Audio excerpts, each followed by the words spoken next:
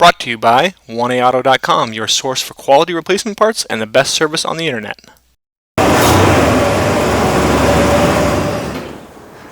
Hi, I'm Mike Green. I'm one of the owners of 1A Auto. I want to help you save time and money repairing and maintaining your vehicle. I'm going to use my 20+ years experience restoring and repairing cars and trucks like this to show you the correct way to install parts from 1AAuto.com. The right parts installed correctly. That's going to save you time and money. Thank you and enjoy the video.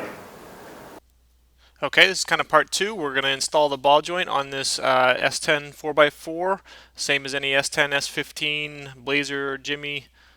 Tools you're going to need are various size metric sockets, including a 35mm socket for the hub, jack stands, screwdriver pry bar, cold chisel or air chisel if you're replacing your original ball joints, some penetrating oil, torque wrench, and also a rubber mallet and a hammer. Okay, we're going to start out just clean up the top of the upper control arm just to get some of the dirt and stuff off of it. Okay, now here I'm just lining up the boot on the ball joint, and then I'm going to put the ball joint down into the steering knuckle and push down, and then put the nut onto the ball joint. Okay, once I've tightened that up a little bit by hand, then I just push the steering knuckle down under the control arm so it's in place. Okay, and now what I'm going through in fast motion here is I'm just putting the 4 bolts. The ball joint comes with brand new bolts. Putting the 4 bolts down in and the nuts on, and then I'm starting them with my ratchet. So I'm just putting the bolts down in and starting the nuts on the other end. And then once this slows down, I'll be torquing them, and you torque these nuts to about 25 foot-pounds. So you can see here, I'm torquing it, and then I go across, torque the front, torque one of the fronts, torque one of the backs, then torque the other back, and then torque the front. So you kind of go in a crisscross motion. Okay, and then finishing up here, torquing it. Okay, and now I'm going to put the tie rod end down in and put the bolt on. Okay, and I'm torquing the bolt to about 55 foot-pounds, and then I basically look, see where the hole is, because the nut has ridges in it for the cotter pin to go through, and I can see that I just need to tighten it up just a little bit more, so the cotter pin will go through. So now I'll knock the cotter pin through. Doesn't take much, shouldn't take much if you're doing it right to get the cotter pin through, and then bending it with some pliers. Okay, and then I'm going to repeat that procedure for the lower ball joint. Putting it on, torquing the nut to 55 foot-pounds, checking it out, see where the cotter pin is lined up, tighten it up a little bit more so you have a clear shot at the. Okay, not the best shot of this here, but down in the bottom right you can see a little socket. I'm just putting the grease fitting in right there. Okay, now is as good a time as any to grease the lower ball joint, the tie rod end, and then the upper ball joint. Okay, here I'm actually putting the jounce bumper back in. You just put it up in and then put the bolt on top and tighten it up. Okay, preparing to put the hub on, just putting the hub, the O-ring on the hub. Backing plate goes on here like that. We'll feed the harness through. The connector is going to be where that big gap is.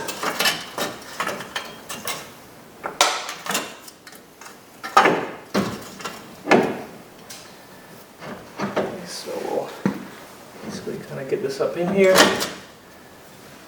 get everything somewhat lined up, grab one of our bolts, make it one of the easy ones down here, put it through, work it in, get it going a little bit. Okay, now I'm going to speed it up. Now I'm just going to work the other 2 bolts in, and then I'm going to use a ratchet and socket and tighten them up. Shifting the steering a little bit to get to them. And you do want to try and tighten them up evenly. You don't want to just tighten one all the way up. You want to pull the hub into the steering knuckle pretty much evenly. So I'm just kind of rotating around and tightening. And then after this, I'll set my torque wrench to 65 foot-pounds and torque them up. Now you tighten these up to about 65 foot-pounds.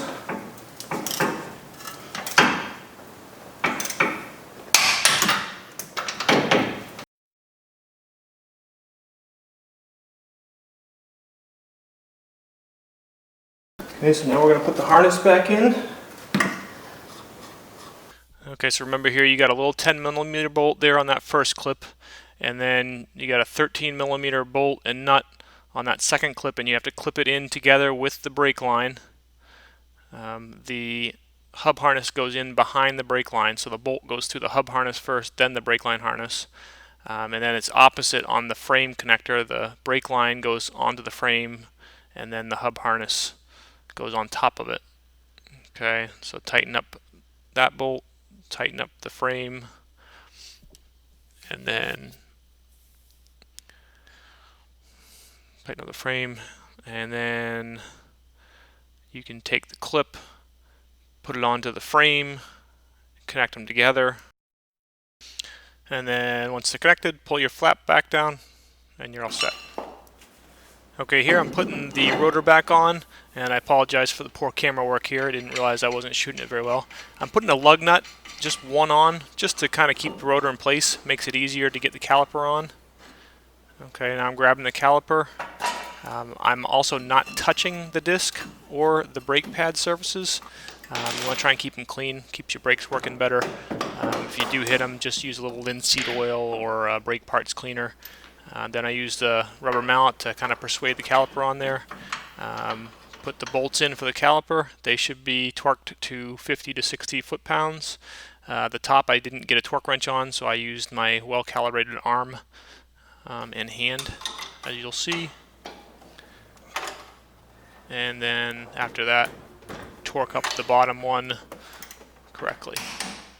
Okay, so I'm going to tighten the hub nut up with an impact wrench. And I'm going to watch in back here. As you can see, there's a little gap right here, the shiny ring, and that'll close up as I tighten. And I'll just stop before that closes all the way, because I want to tighten that with a torque wrench when the car is on the ground.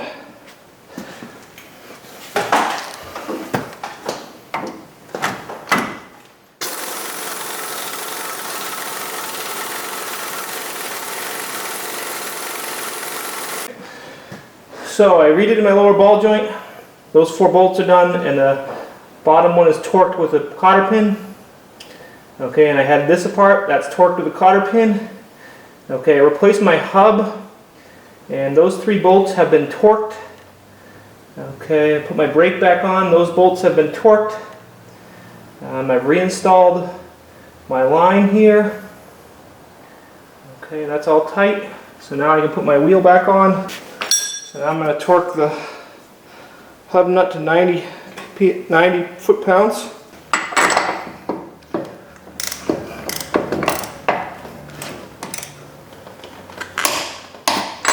Okay, and now I'm going to torque the wheel lug nuts to 75 foot-pounds.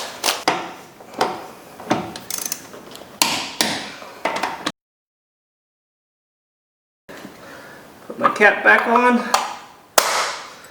the lug nut covers.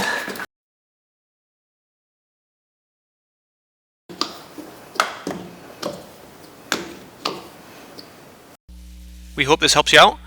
Brought to you by www.1aauto.com, your source for quality replacement parts and the best service on the internet. Please feel free to call us toll-free 888-844-3393. We're the company that's here for you on the internet and in person.